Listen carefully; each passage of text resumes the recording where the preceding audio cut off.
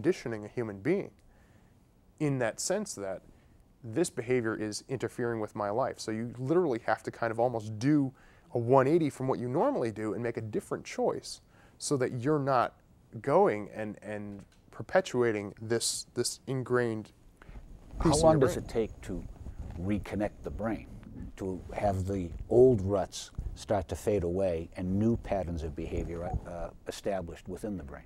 Some would say 28 days, the standard AA sort of concept. I think it takes a little bit longer than that. Well, I know we were taught in recovery 90 days.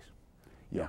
90 meetings in 90 days to habituate a new pattern of behavior, accepting of the fact that you can't drink, you need help, you need to be around other people to teach you how to live without booze.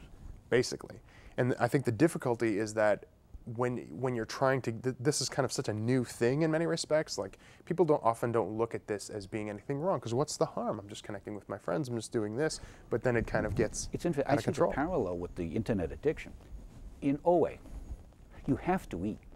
Yeah. And there are probably a lot of people who have internet addictions who use the internet and the computer for their work, so that their excuses are valid when I need the machine. Exactly. But it's a question of using it in the right way so as to not create the problems for yourself long term.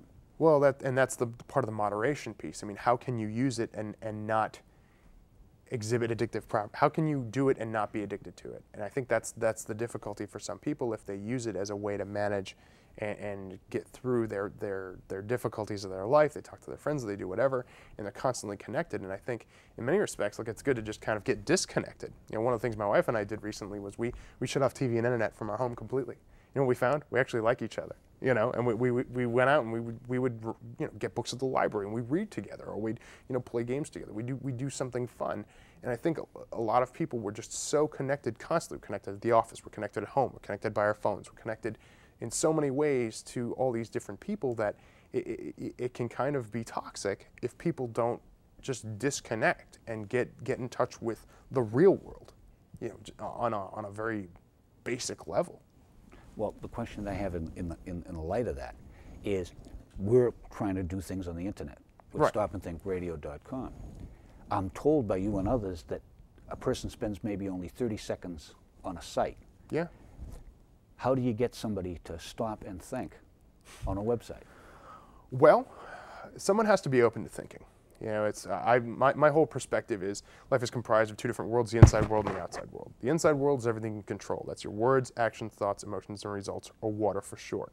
And the outside world is everybody else. What everybody else does, their water, weather, price of gas, politics, economy, all that stuff is beyond your control. How you get other people to stop and think is by actually engaging them in what it is that they're looking for. People who search the internet, they're looking for something most of the time. Google's like, big, obviously, because people are looking for things. So how you get them to stop and think is to portray information and ideas in a way that is dynamic to them, that either entertains them or engages them in such a way that it compels them emotionally. Because that's what we're trying to do with the radio show, and then reach the internet audience through Recovery Radio on Demand through the net. Right. We honestly think that we have the most entertaining and informative public affairs show out there, because all the other ones we've listened to try to get ideas are so boring we can't get any ideas from them. And it's a shame, really, because most of the people who engage in trying to help people with recovery, they don't really grab the people's attention. They'll throw up a blog and they'll use therapeutic terms, and I'm guilty of this too. I have to kind of think in terms of, wow, do I need to stop using these 3-syllable words? Just because I'm educated doesn't mean that people need to, go and listen or think in that way. People aren't going to get engaged that way. People are engaged on the internet, at least, because it makes them feel good. So consequently, this is where the replacement piece comes in, is replacing their good feelings from the network and what have you with something that's actually going to help them. Well, we're not necessarily asking people to replace completely, but we are asking people to consider what we do as a mental health vitamin. Yes. We've had doctors even endorse it as such, and recovery experts. And you've checked out the site. Oh, yeah. The medical basis for our claim is that we're getting the frontal lobes working, using your cognitive portion of the brain to get the blood flow. So it literally helps to heal the brain and try to deal with the ruts. Exactly. So biochemically, we think we have a claim for this. What do you think? I think it's like any vitamin, someone has to voluntarily take it. So the trick is getting the word out there, getting people to get engaged and think in terms, think outside the box, and say, you know what, this is something I actually want to take in and use in a way to change my situation. I think one of the things that's great about your site is that you do have so many people who are educated. You have people who are knowledgeable about these issues, about addiction, about recovery, and you're posing it out there in such a way that it allows people to grasp onto the information and utilize it in a way that helps them if they're open to it. And I think the key here is, and not everyone's going to be open to it. That's just kind of the way it goes. You know, it's kind of like people who come into my office, they're not all going to be open. The motivation for this is, if in fact recovery is an idea, the steps of recovery are mainstream to where George Costanza is getting all bent out of shape because he didn't get an appropriate ninth step amend, and this. So people are aware of this stuff. Indeed. But it's always at a distance in the sense that's for others. If someone could make clear to them, look, we're all eligible for this. Yeah. Because if you've actually gone through these steps and been to any of these meetings and you walk out, you'll realize that the problems that they discuss are endemic to the human condition. Yeah. Not just the alcoholic or the drug addict or the internet addict or the food addict or whatever. We're all addicts to something. We're all recovering from something.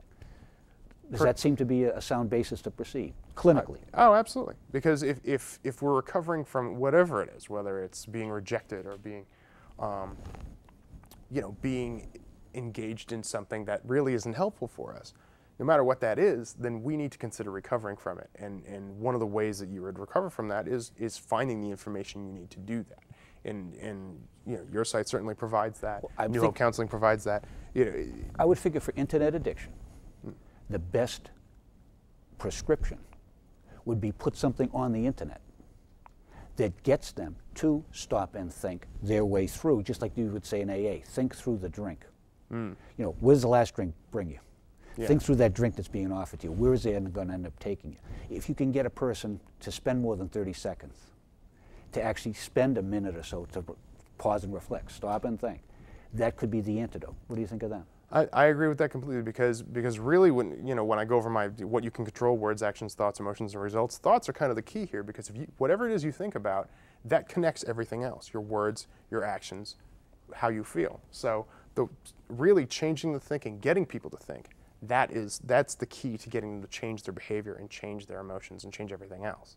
So yeah, I agree with that completely. Well, thank you for the endorsement. Hey, no problem, no problem. They'll endorse me too. NewHopeCounselingOnline.com. There you go. That's where we are. We'll put up Framingham, Mass. Website on the Chiron and on all the rest, and hopefully, as a result of our putting this video out there, you'll be getting a lot of calls. Let's hope so. I want to help people. That's all I'm here for. So good. Well, it seems like we've run out of time for today, and thanks for joining us here on One on One. And join us next time as we ask you to stop and think. Radio.com is sponsoring it, One on One. Take care now.